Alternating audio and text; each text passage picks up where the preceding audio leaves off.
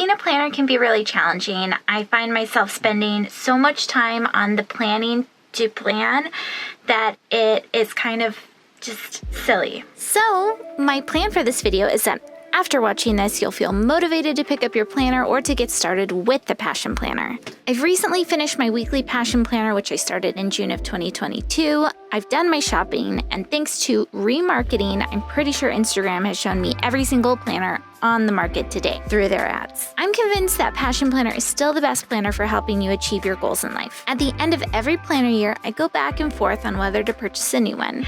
In years past, what happens is I finish my Passion Planner, I spend weeks going through all the emotional stages, like going through reviewing how it went, what it was that I was able to accomplish, what was attributable to my planner and the system that it provided, what are the things that I didn't like, and then at the end of it, at the end of weeks of decision making, I end up just deciding to go again with the Passion Planner because I find it to be the most comforting. After going over my planner from June 2022 to June 2023, I feel like when I used it with intention, it did more than just calm my mind. It helped me achieve my goal by reminding me to see the big picture first. Once I had a clear vision, I could then focus on what actions I needed to take over time and schedule them into my day-to-day life. Before I get started showing you how you'll achieve your goals in life using this planner, you can follow along with your own planner or download Passion Planner's free PDF to print. I've included the link to the free PDF below. I prefer the weekly medium-sized Sunday start. They also have a digital option, but part of the magic of a planner is having something tangible to write in. The first step is to know what you want and what to do to get it. The Passion Planner breaks down the time-tested, foolproof way to reach your goals.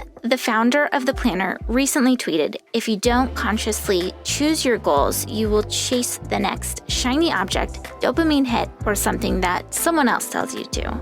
As you open your planner, she includes examples and a tutorial that teaches the user how to set goals and develop a vision for their life. If you're not sure what you want your life to look like in the next 3 months, year, etc., I recommend completing the Artist's Way program. It will put what passion you want to pursue front and center for you.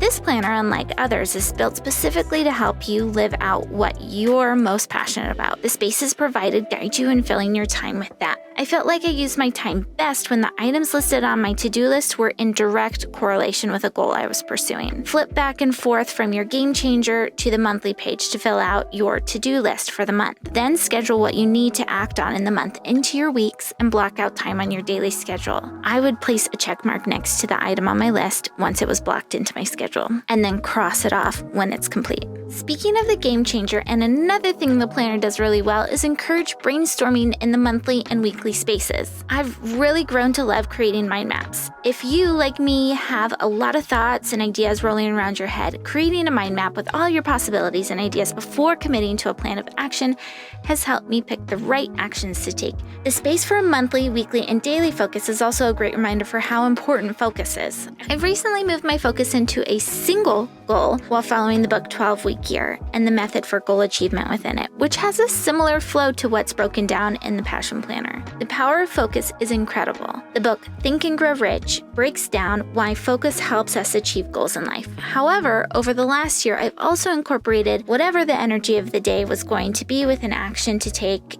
to lean into it or to counteract it in order to remain consistent in my schedule and not let the environment of the day derail me. Finally, last but not least, the ability to be creative with the blank slate for laying out your plan is also so helpful. I don't always like to be cute in my planner, but I appreciate those who do. The color and graphics in some planners would be a distraction for me. So the black and white and thick paper gives you flexibility and creativity. I was even able to get away with using watercolor pencils for one of my weekly spreads. The soft cover is durable too. It's been shoved into my backpack almost daily. One drawback with this planner is that you can't really keep it open to see what your plan is throughout the day. And for me, out of sight is out of mind. Well, I think for most people.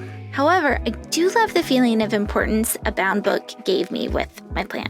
Other than that, the medium size is the perfect size for transport and writing size. Since we're traveling this summer, I will wait to order the Passion Planner until September. And in the meantime, I'm moving the best bits of the system and incorporating the method from the 12-week year into the index card system that I work with. I hope this reminds you that planning is key when it comes to achieving your goals in life, and that the more intentional and methodical you are, the better the outcome will be.